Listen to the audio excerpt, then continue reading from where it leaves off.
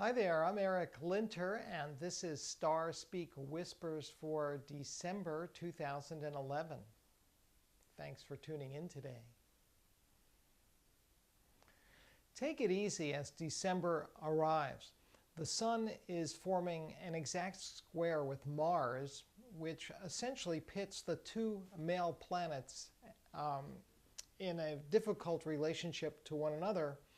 In other words, frustrations can easily mount, tempers can run short, planning can be challenging. You really need to think through your goals and ambitions and map out clear strategies, and even then be ready to make some changes.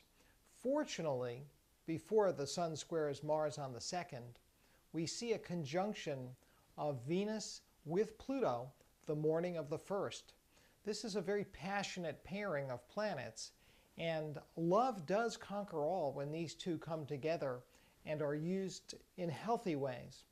For some, it's a magnificent obsession with someone out of reach. For others, it's a deepening of an ongoing relationship. But again, the power and the glory of Venus is intensified by its contact with Pluto. Pluto is somewhat softened by Venus, and this can be a fabulous day for achieving greater intimacy, real breakthroughs with somebody you love or work with. Now, again, we have on the 2nd, early in the morning here on the East Coast, the Sun squaring Mars. After that, we enter a fairly quiet period, and Mercury is continuing retrograde as early December plays out. In my mind, not a bad thing, a time to rethink perhaps, or revisit, be in touch with old friends. I've actually been doing some of this myself in recent days, and I might add quite happily. And so bear in mind, retrogrades do not have to be a negative, not by any means, not any of the planets. There's a time and a place for everything.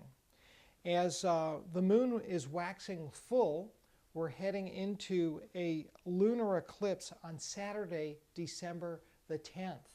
This is the moon at 18 degrees of Gemini, opposite the Sun in Sagittarius.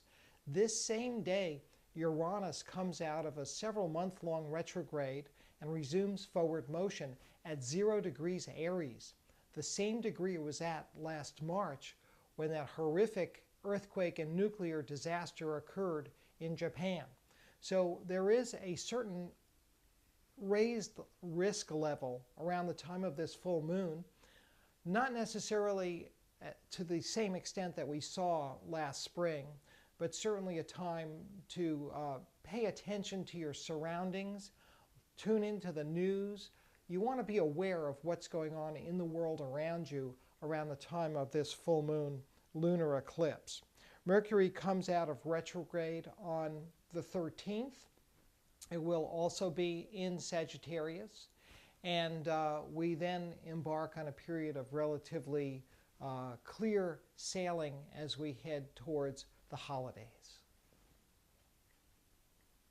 Thanks for joining me today. I appreciate your taking the time. If you'd like to contact me directly, you can reach me via email at stars@ericlinter.com, by telephone at 508-541-4115. And don't forget, you can catch my daily forecasts at spiritofchange.org. Keep looking up.